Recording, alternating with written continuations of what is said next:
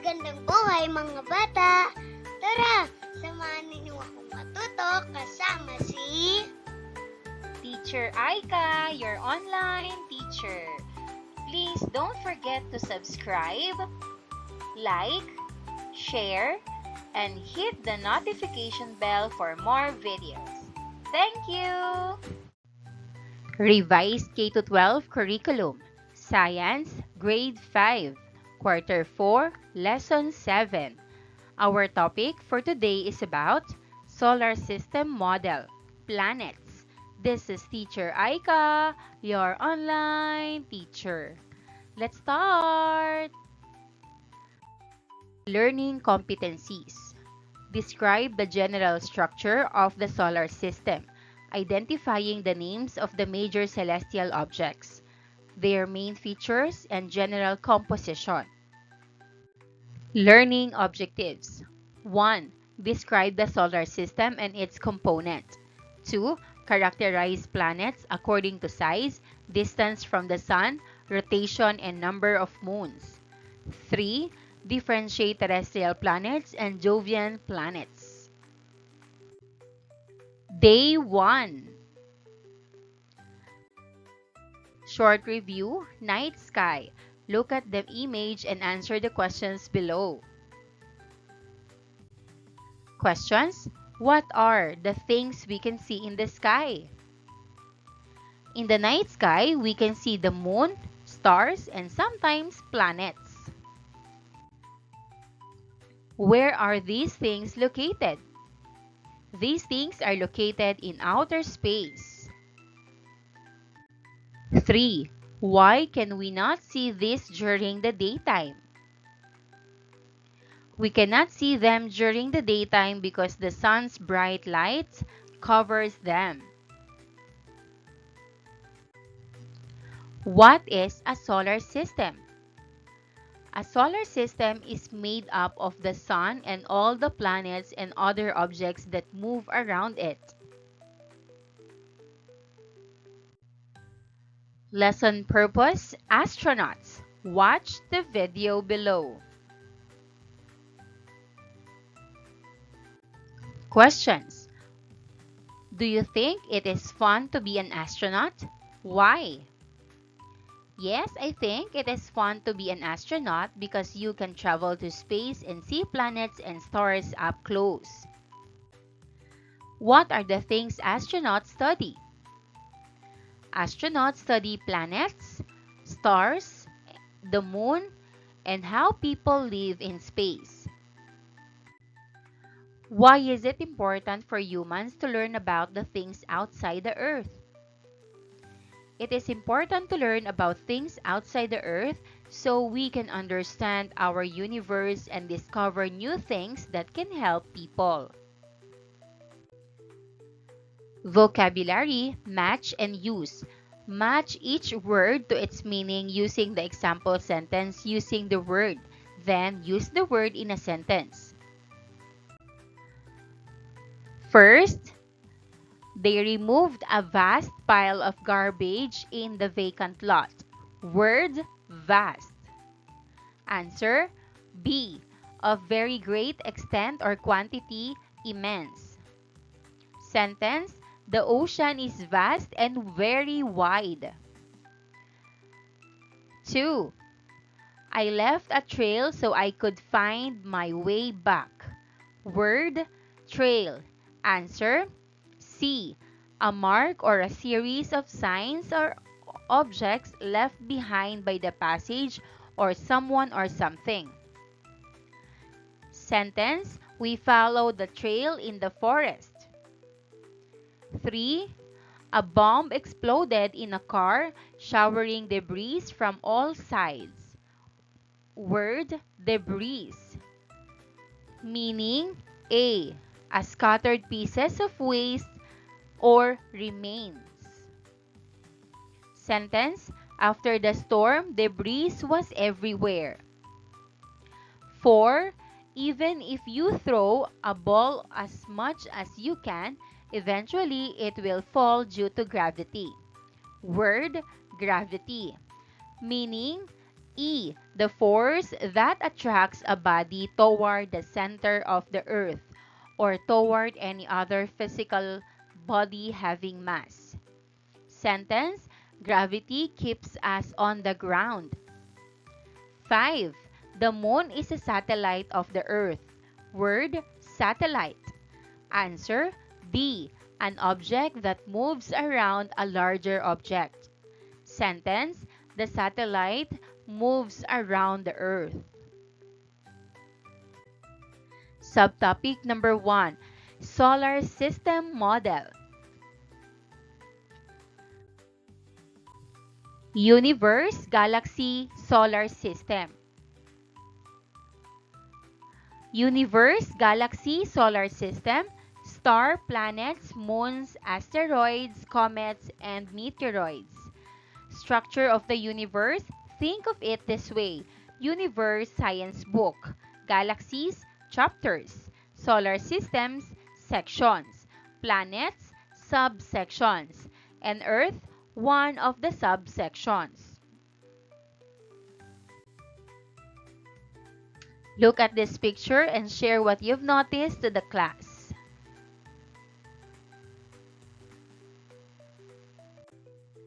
With your group, differentiate the universe, galaxy, and solar system in your own words. You can use the table below to organize your ideas. Let's try to answer. Universe, biggest, stars, planets, galaxies, and everything in space. Ang universo ay ang pinakamalawak na kalawakan na naglalaman ng lahat. The universe is everything in space. Galaxy, bigger, many stars, planets, and dust. Ang galaxy ay malaking grupo ng mga bituin at planeta. A galaxy is a large group of stars and planets. Solar system, big, the sun, planets, moons, and asteroids. Ang solar system ay binubuo ng araw at mga planetang umiikot dito. The solar system is made up of the sun and the planets that move around it. Universe, biggest, everything that exists, galaxies, stars, planetary systems, planets, everything. Think of the universe as everything that exists. All matter, energy, space, and time. It's like the biggest container, containing everything from the smallest particles to the largest galaxies. Galaxy, bigger, stars, solar systems, planets. A galaxy is a smaller part of the universe. Galaxies are vast collections of stars and their planetary systems. Our Milky Way galaxy contains billions of stars, including our sun. Solar system, big, a star, planets, moons, asteroids, comets. The solar system is our local neighborhood within the Milky Way galaxy. The solar system is an example of a planetary system that features planets, moons, comets, asteroids, and other astronomical objects moving around a star. Our star is named Sun. In Latin, it is called Sol, which is why our planetary system is called Solar System. Day 2. Components of solar system. Match the components of the solar system to its definition.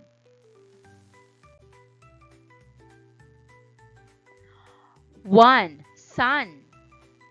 Answer, E. A star at the center of the solar system providing light and heat to all the other objects. 2. Planet. Answer, D. A large, round celestial body that orbits around the sun. 3. Moon. Answer, B. A celestial body that orbits around a planet. 4 comets? Answer A. A cosmic snowball made of ice, dust, and rock that orbit around the sun. 5. Asteroids. C. Space rocks that come in all shapes and sizes that orbits the sun. Look for a pair. Together, check your answers whether it is correct or not. Use the image below as your guide. Solar System. The distance between each object and the sun is shown in astronomical units or AU. 1 AU equals the average distance from Earth to the sun. 1 AU equals the average distance from Earth to the sun. It is about 93 million miles or 150 million kilometers. Lesson activity, components of solar system. Each group will assign a prompt below. Do a simple internet search to answer the question. First, differentiate asteroid, comet, and meteoroid. Asteroid, a big space rock that orbits the sun, mostly found in the asteroid belt. Meteor, a bright light seen when a meteoroid enters Earth's atmosphere or shooting star. Meteorite, a meteoroid that reaches the ground.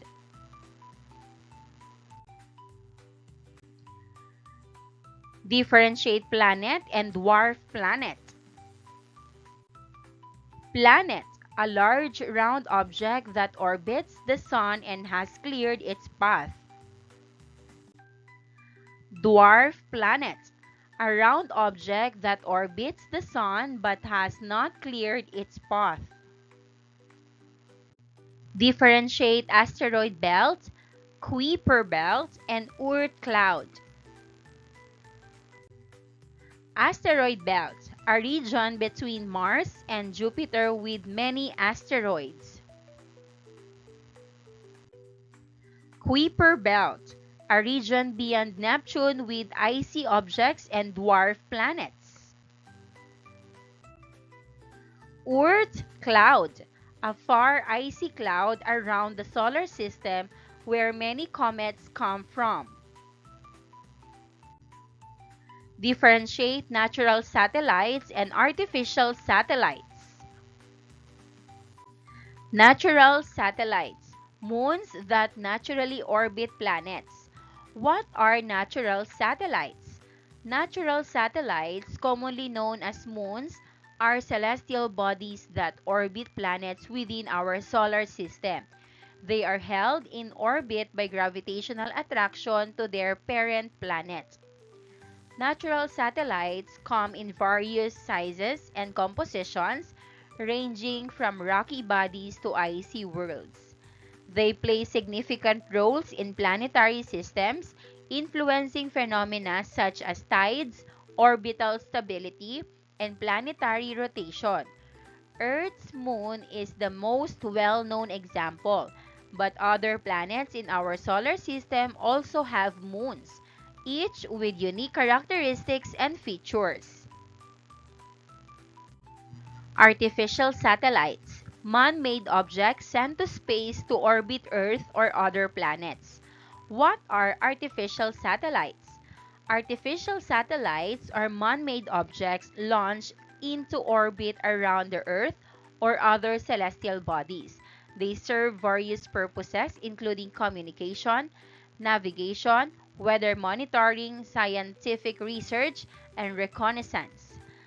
Equipped with communication transponders, sensors, and other instruments, these satellites transmit and receive data to and from Earth-based stations.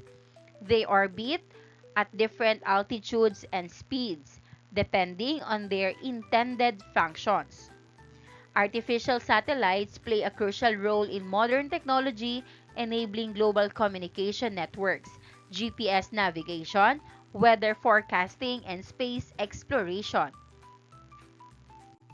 Meteors and meteorites. Meteor, streak of light seen when a meteoroid heats up in the atmosphere. Comet, icy body that releases gases as it orbits the sun.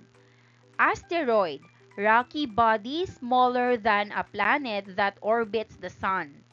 Meteoroid, rocky or metallic fragment of an asteroid, comet, or planet.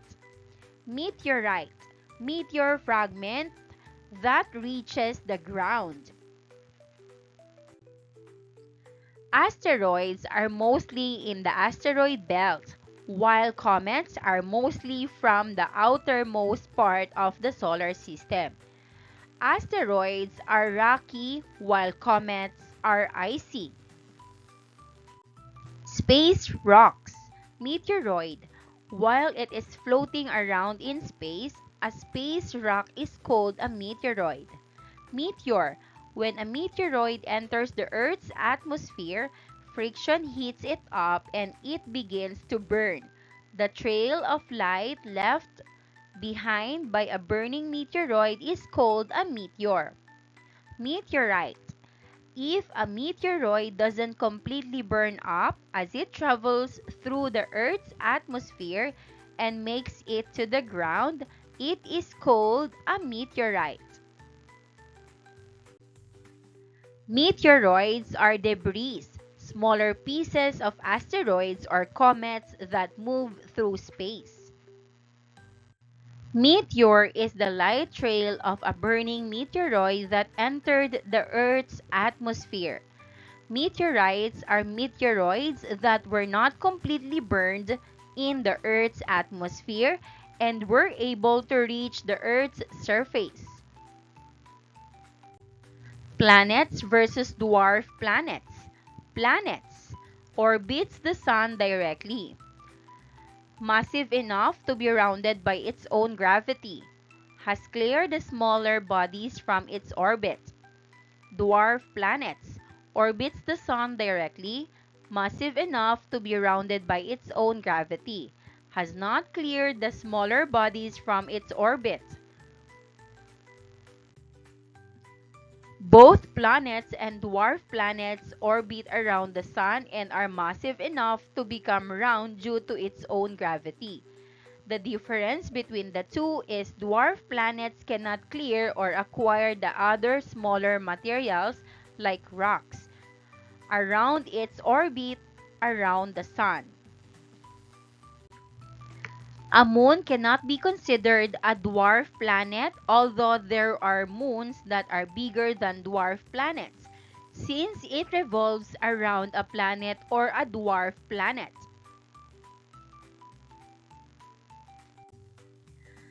The asteroid belt is located between the orbit of Mars and the orbit of Jupiter.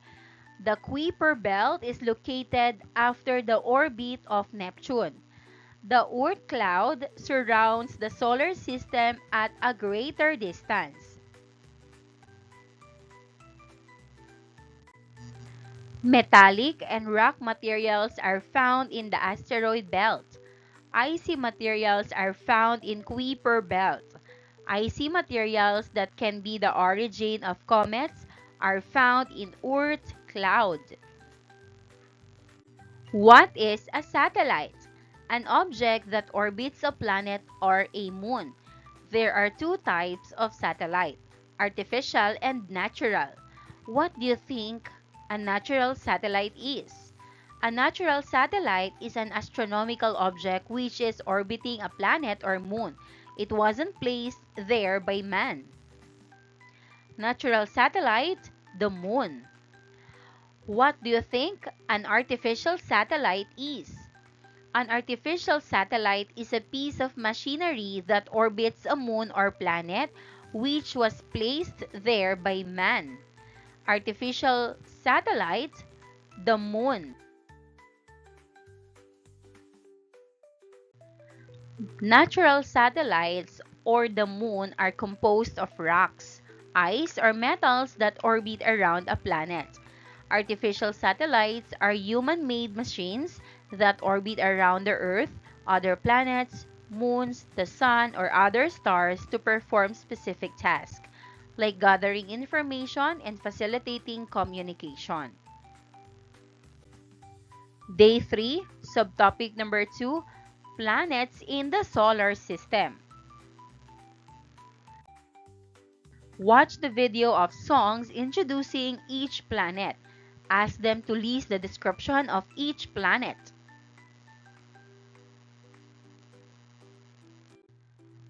Work example, activity number 2, Planet Fact Cards. Use the Planet Fact cards to fill the needed information about each planet in the table below.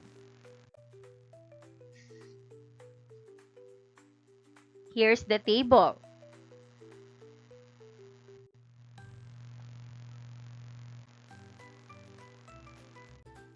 Example answers.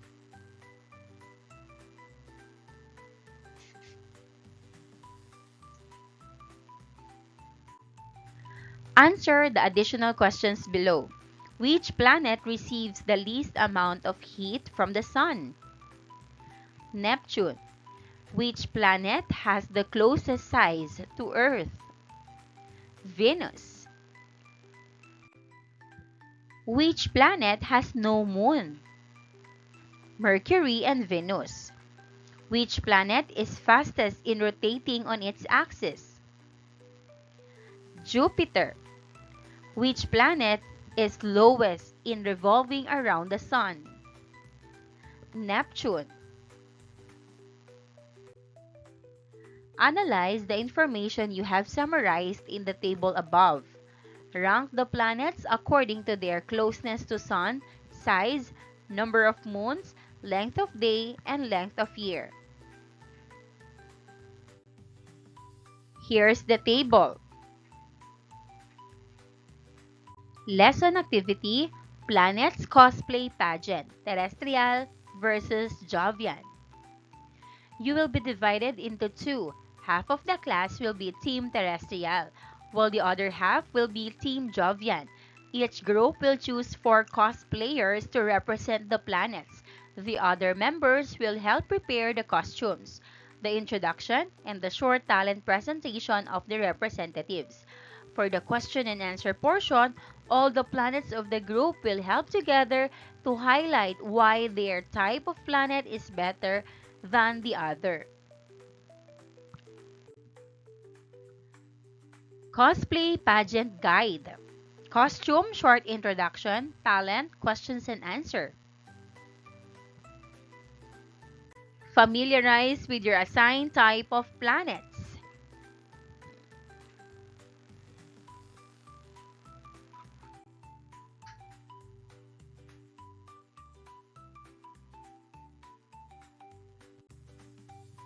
Day 4. Learners' takeaways.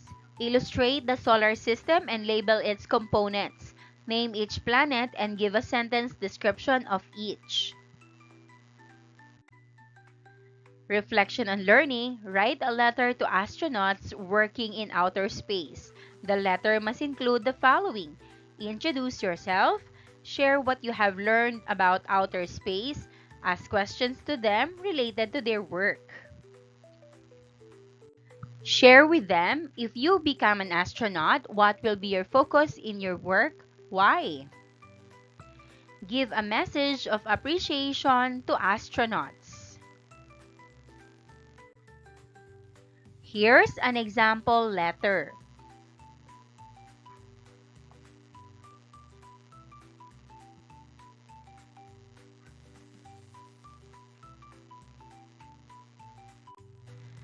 Formative assessment. Fill in the blanks. Supply each sentence with the correct word. 1. The universe is the biggest container that holds everything. 2. Our own galaxy called Milky Way contains billions of stars, including our star called Sun. 3. Asteroids are mostly made of rock materials, while comets are made of icy materials. 4. Meteors are light trail of a burning meteoroid that entered Earth's atmosphere. 5. The asteroid belt is located between the orbit of Mars and the orbit of Jupiter. Identification. Identify the planets being described. 1. The planet that spins in the opposite direction of the Earth and has a very high daytime temperature. Answer: Venus. 2. The farthest planet from the Sun and is considered an ice giant. Answer: Neptune. 3. The planet that has the great red spot and with a day of only 10 hours. Jupiter. 4. The third planet from the Sun and has about 71% of its surface covered with water. Earth. 5. The planet with at least 82 known moons and the second largest planet in the solar system. Saturn. Maraming salamat sa panonood! Huwag kalimutang i-like at mag-subscribe para sa higit pang educational content. I-click ang bell icon para ma-update ka sa ating mga bagong video. Salamat!